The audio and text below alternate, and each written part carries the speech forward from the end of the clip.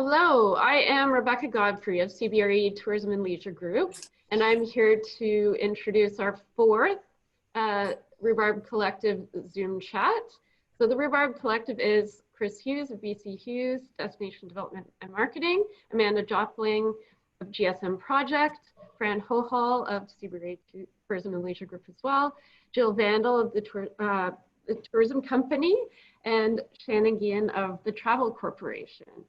So we are a group of tourism professionals who've got together to provide this little forum to chat about the current crisis in the Canadian tourism industry.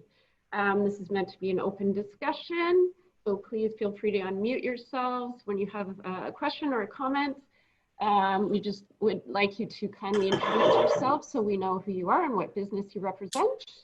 I will give you a 5-minute warning just before the 2:30 mark, and we will be recording these so you can go to our website if you miss any to enjoy our fresh and fermented Zooms, as we've called them.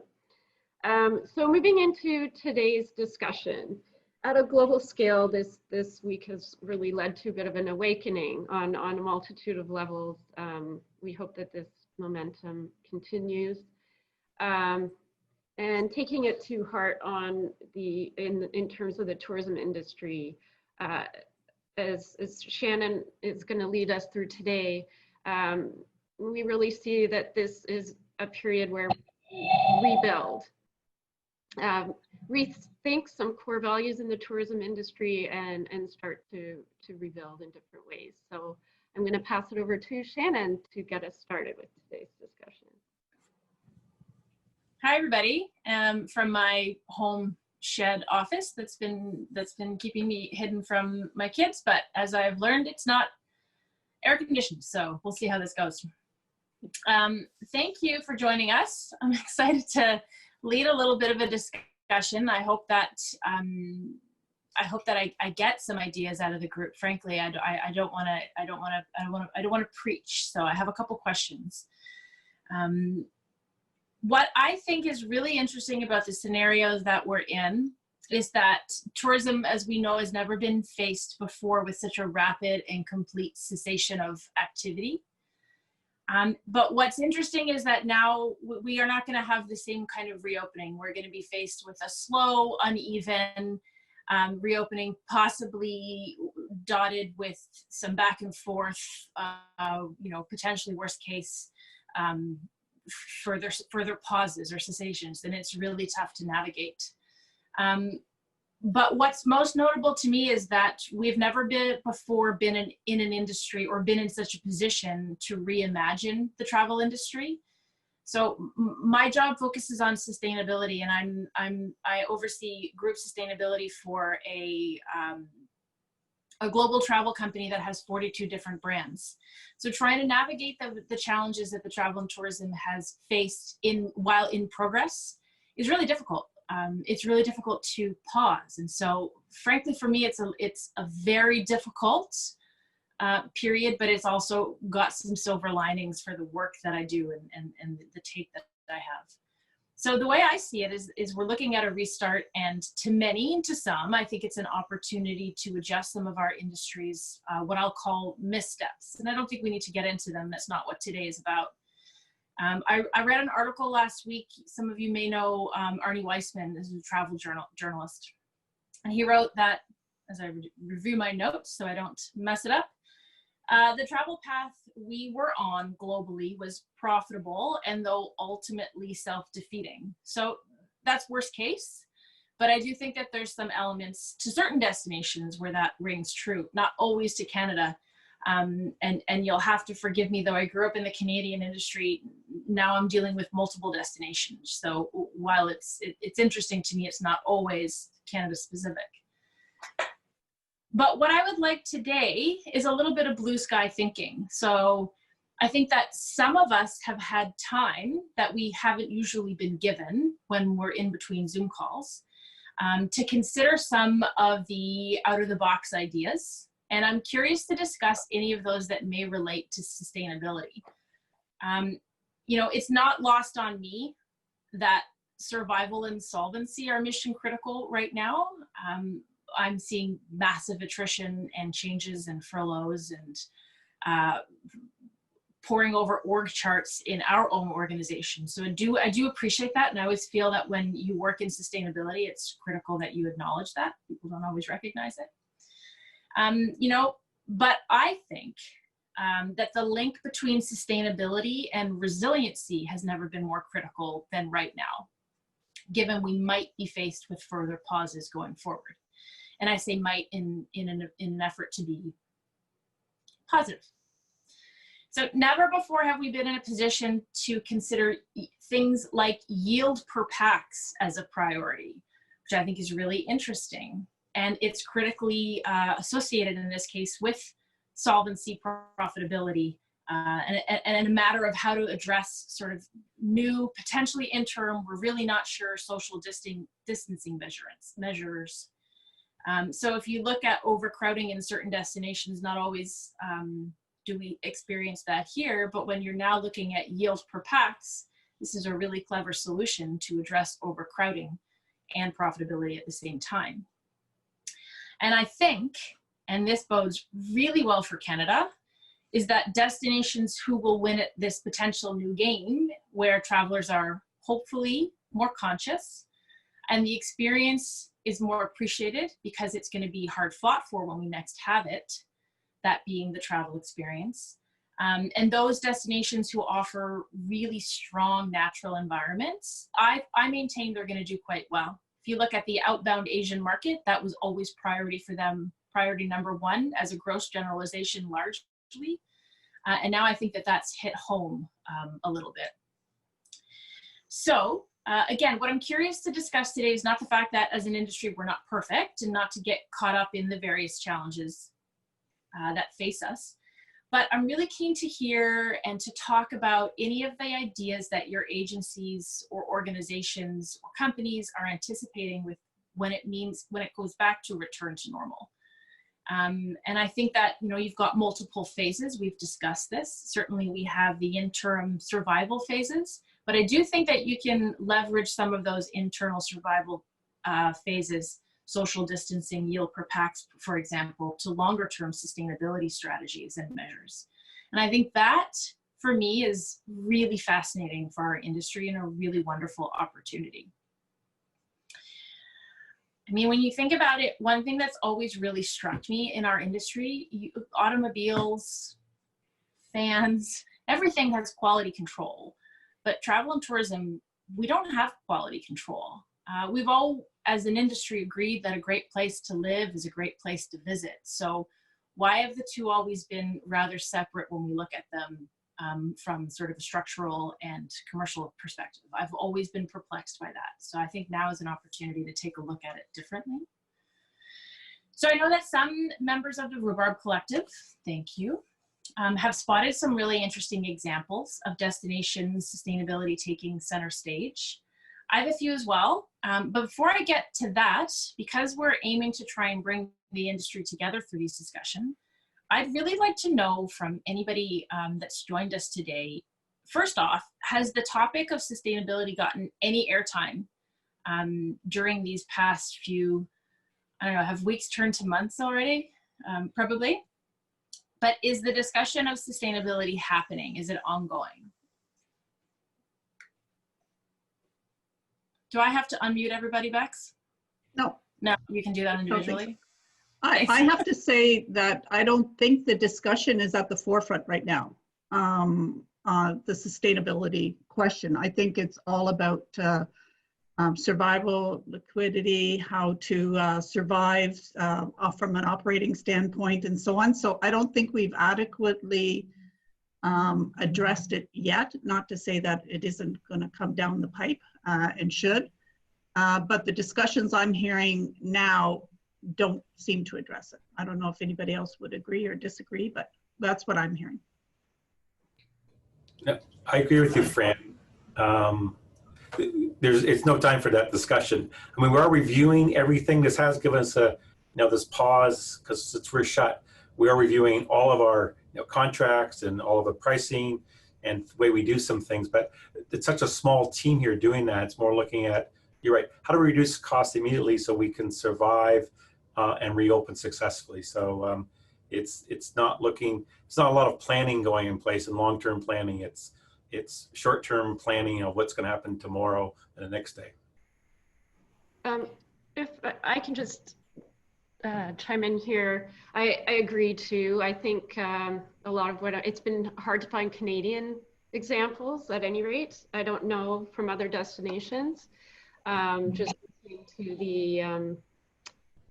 the Destination Canada webinar earlier this week. I know it's on the radar for many countries, but that focusing on the hyper-local market and for properties like Peter, yours, I mean, the Ripley's Aquarium, where international visitation is likely a large part of your business, having to shift that and focus only on locals. I guess some examples that I've heard are to try and appeal to that interest in, say, things that we don't get right now. So whether that be nature and outdoors, for instance, one of the lodges in Northern Ontario, I know they typically provide a whole guided fishing experience, and now they're just taking that back to the bare bones, hoping that people are more interested in just being in nature. So having a little housekeeping cottage, making it really lean. They don't have to have staff for food and beverage, but hoping that maybe appeals to the way people want to travel in the longer term, but not directly in terms of sustainable tourism measures. It might be the difference between destination and operators too, because in my role I deal with a lot of DMOs, and it is front of mind, and it's front of mind because and again the parameters that destinations versus small operators have to deal with are markedly different. I recognize that. The organization that I work for, we are taking this time to plan and think on how to go back, because we do see it as an opportunity to integrate sustainability measures into our contracting practices, because we're doing much the same things, but organizations are very different. I recognize that. And the destinations that I'm talking to are very much anticipating that upon the return from the commercial side of things, people are going to be looking for fewer crowds. They are going to be looking for the outdoors. So how do we pivot our destination to feature those and to focus those and to develop those? So it could be two sides of the conversation. Well, I sit on the board for RTO1, so Ontario Southwest, and we have adopted, we're in the process of adopting a new strategic plan that will incorporate sustainability. And it's very much a reflection of, well, we were already moving in that direction, but post-COVID, we've been talking about how the mandate needs to be for regenerative tourism, because there's a recognition that that communities that are welcoming visitors want visitors that are not bringing illness. They're not overwhelming the communities. There's a lot of a discussion about making it mutually beneficial. So I am seeing that again at the DMO and the RTO level for sure. Yeah. It's interesting, but it's also interesting that there's that potential disconnect which is unfortunate. And I don't have an answer on how to address that. But some of the destinations that we're speaking with and dealing with are doing the exact same thing. So Hawaii, for instance, has redone its strategic plan to integrate sustainability. Milan is allocating more street space for walkers rather than and cyclists rather than cars. I know, Jill, you brought up the example. Did you want to talk about the example that you brought up with respect to, I believe it was Windsor? Yeah, so thanks, Shannon. So Windsor, the outdoor food hall project, I think some of you might know about this. The Windsor Eats, which is the event company, they are proposing to do an outdoor food hall, which is using parking lots or parks to bring in food providers under one shared tent so that restaurants can get out and get their products in front of consumers that they can't do in their own premises for various reasons. So it's a third-party agreement with the city. They're working on it, and they're hoping to implement that so that the small restaurants can get out to locals without the bricks and mortar, et cetera. But from that takes me to the point, Shannon, that sustainability in that word has been around forever, quite frankly. And if you're not looking at yield and packs, you need to be. But municipalities and economic development officers and planning folks also need to be part of the conversation and part of the solution. And I think there's a sort of a long-standing bricks and mortar equals money, et cetera, that you need to share within the triple bottom line and transitions that communities have done, so that the economic development folks and the planning folks and transportation folks can be part of the solution as well. Yeah, 100%. And I think that's always where, I mean, sustainability or not, when you're looking at destination, I mean, formerly as a consultant, when looking at strategic development plans for destinations, something that you all are so well versed in. Yeah, when you didn't have that cross section of integration and input, you were dead in the water because you're operating in a silo, and it's something that never works, regardless of what it is that you're trying to do. I think, Shannon, it's interesting just in terms of the work that I was doing kind of before COVID. It certainly seemed to be a big part of strategic planning for new operations, for existing operations.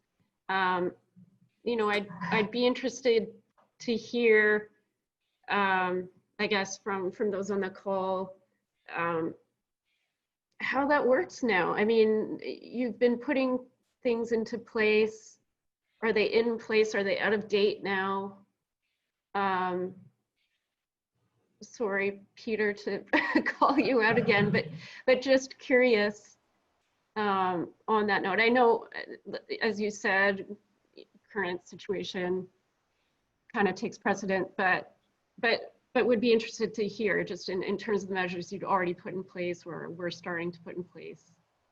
In terms of sustainability? Yes. Well, I mean, that's always been like a key focus of our operation, one of our mandates. I mean, you know, we've never had, you know, we've always looked at ways of being more sustainable. We're using our water. I mean, we use waste more water with the guests than with our aquarium tanks because we recycle 95-99% of our water. We've never had straws or lids here, you know, but now we're looking at, you know, we had the hand dryers, but now do we have to go back to paper towels because, right. You know, and we're trying to sort that out. I mean, all of our washrooms actually happen to be motion based. So the soap, the water, the toilets flush, so it's automatic, but it does save water that way. And so, but now we're just sort of looking at is what is safe, hygienic, and now we're, you know, it's one of these things we don't know what we're going to look like when we open. Like we're doing all these things, and we know that what we have day one will probably change day two. But you know, we did change to GFL just the last 6 months because they do a much better job of recycling the products that we do throw out, the cardboard and the food waste. So that's been a positive. So. And I mean, we're looking from an operational perspective at the way you can, you know, and it's very much ingrained in my organization's DNA. When you make a decision, it's not just coming from front office or head office. It's always ingrained in the conversation. So, for instance, taking a look at silly things like reducing print brochures by 50 points. You know, so there's a lot of ways that you can take a look at sustainability and address cost savings as well. Of course, we own hotels, so we're in the same situation as you, trying to identify the way in which we can ensure that hygiene is number one, you know, and we're going to have to reduce load factors to ensure safe distances. So those challenges, the way we're looking at it is at these two levels. It's ensuring operations and survival, and then it's future future resiliency and bounce back. And the way we're looking at it is you have those messages to a new and upcoming market that yes, you came through this, and yes, you've put sustainability number one. That's what's going to happen upon the return. It's going to be very important. And we deal a lot with youth markets who are of course asking these very difficult questions this week. Especially this week is hot on all communications across the board. But so I think it's interesting. I think they're both intertwined. Rather than one coming first, I think they must happen concurrently. But maybe I'm alone on that. One of the things, so Sylvia with Timbalaya, representing Timbalaya, so we're a new product, Outdoor Natural Play. And we've got two products, call it Theater in the Woods pop-up, but also visitor attraction that goes into the natural forest and maintains the footprint of the natural forest. But interesting conversation here today, because last week we actually had a Zoom call with my UK partners on what does this mean for Timbalaya and how can we really amp up the eco-friendliness. I mean, we're already eco-friendly, right, with being outdoor natural play, but we're looking for opportunities to now partner with other organizations that can make us even better. So if we have Theater in the Woods or a visitor attraction, what does that mean? And one of the gentlemen that was on the Zoom, he had a great saying. He said, how can we take human nature and connect it with Mother Nature? And I thought, oh, that's really cool. That's something to think about. It's also interesting from the travel trade perspective, if you're thinking about your buyers. It is a huge trend in the travel trade space right now, and I don't think it's going away. I think it's, pre-COVID, the opportunity to collaborate with G and Intrepid and Kentucky, just, who never would have had a drink together, and now are sharing best practice. Like it's definitely buyers. I would say across all scales, not all buyers, of course, but across all scales are really, it's becoming part of the contracting process. For us, it has been for, to your point, Peter, single-use plastics has a whole section in our contracts. And I don't think we would be seen as the greenest company out there. So, it's becoming more and more, which is why I urge operators to consider it alongside critical survival questions.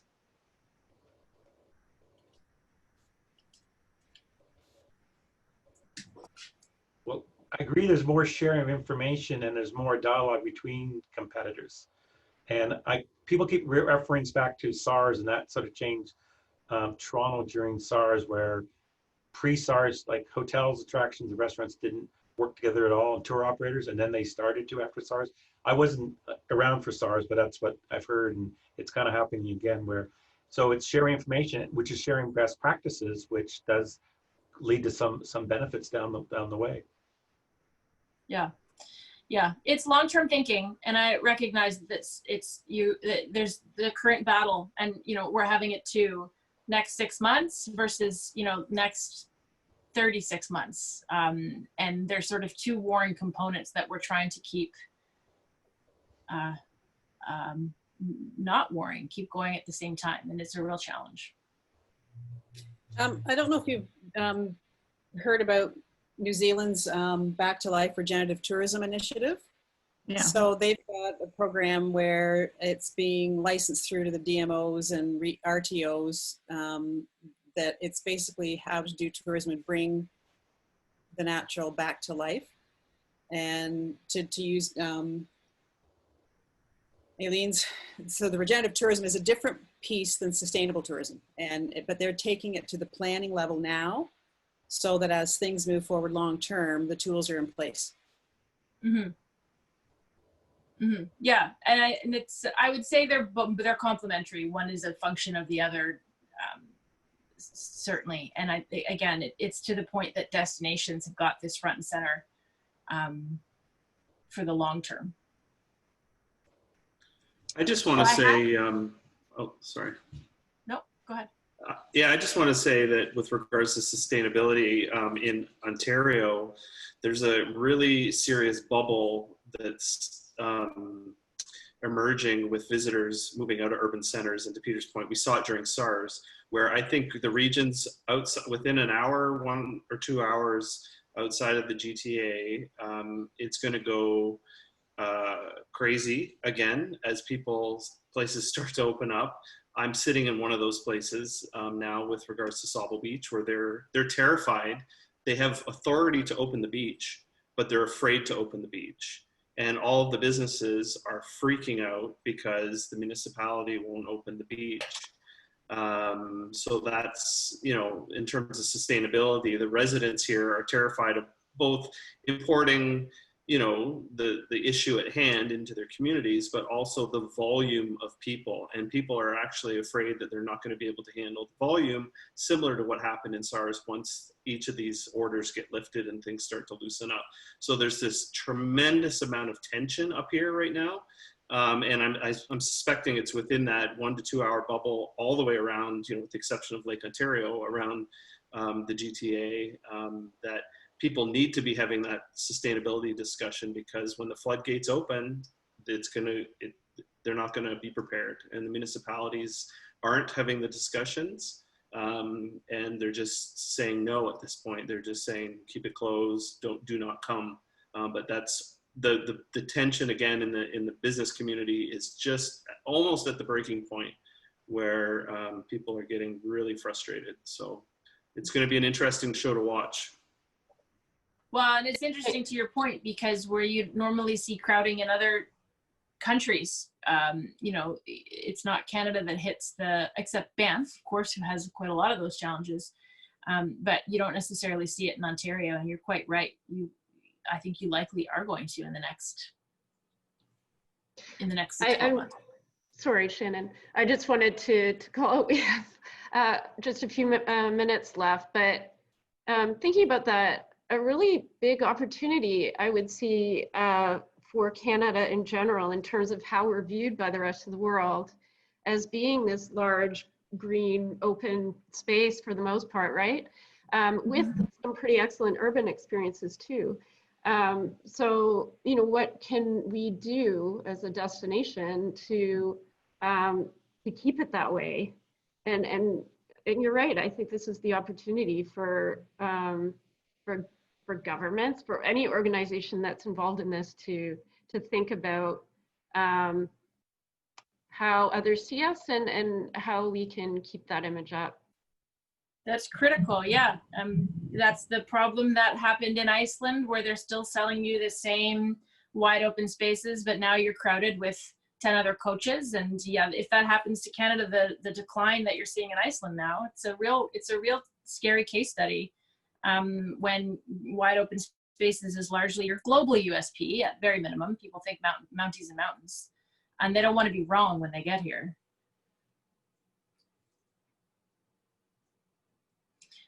Well, if nobody else has any questions, should I introduce what we're doing next? Just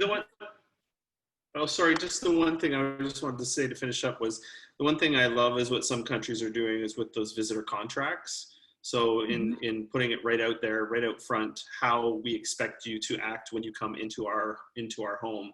And I think that we could learn a lot, especially going forward with regards to the business taking a proactive approach, to Peter's point about cleanliness and putting it out there that we're working our best to do our part. Now we expect you to do your part when you come in. So I think that's something across all sectors that we should adopt.